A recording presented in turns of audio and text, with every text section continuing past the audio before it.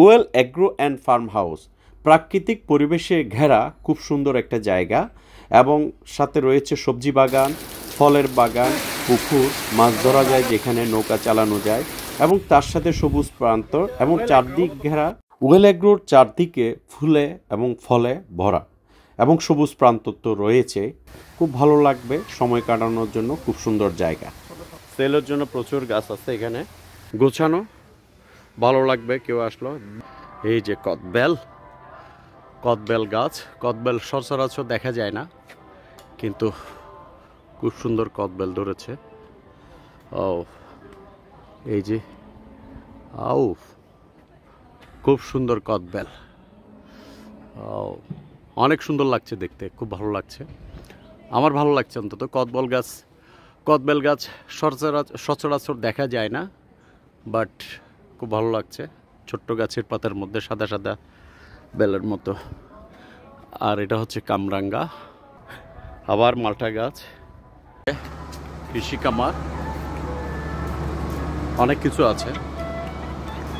এই যে জাম্বুরা, সুন্দর জাম্বুরা আছে।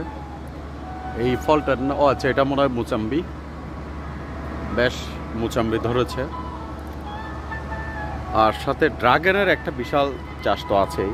আর কলা তো মাশাআল্লাহ, কলা। এদিকে মোটামুটি ফলের গাছগুলি আছে। এই যে মুচাম্বি, চাচা এগুলো মুচাম্বি না, নাই কমলা, মালটা, ওই যে আমরা মুচাম্বি বলে মালটা। সো মালটার গাছগুলি, মালটাও ধরেছে মাশাআল্লাহ অনেক। এই যে মালটা মোটামুটি গাছের পাতার সাথে মিশে গেছে তো, বাট আছে। এই যে কিছু মালটা পড়ে গেছে, এই জায়গাটা পুরোটাই মালটা। এই যে এগুলো মালটা, ভালো লাগছে অন্তত। কদবল গাছ, চাইনিজ কমলা লেবুগুলি মোটামুটি বেশ দেখা যাচ্ছে। অবশ্য হলুদ হয়নি, সবুজ একদম গাছ ভরা চাইনিজ কমলা লেবুগুলি, যেগুলি আমরা বাজারে ওই যে তলিতে বিক্রি করতে দেখি আর কি, একসাথে গুচ্ছ। অনেক কমলা লেবু এখানে, মাশাআল্লাহ দেখতে খুব ভালো লাগতেছে।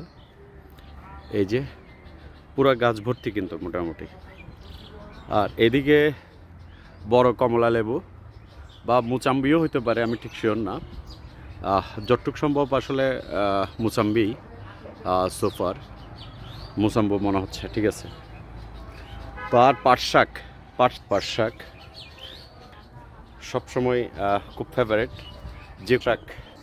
এই যে কমলা লেবুগুলি মোটামুটি আছে এখানে, বেশ ভালো। এই সাইড থেকে ভালো দেখা যায়, যদিও সূর্যের আলো যেভাবে ঝিলিক মারছে মোটামুটি।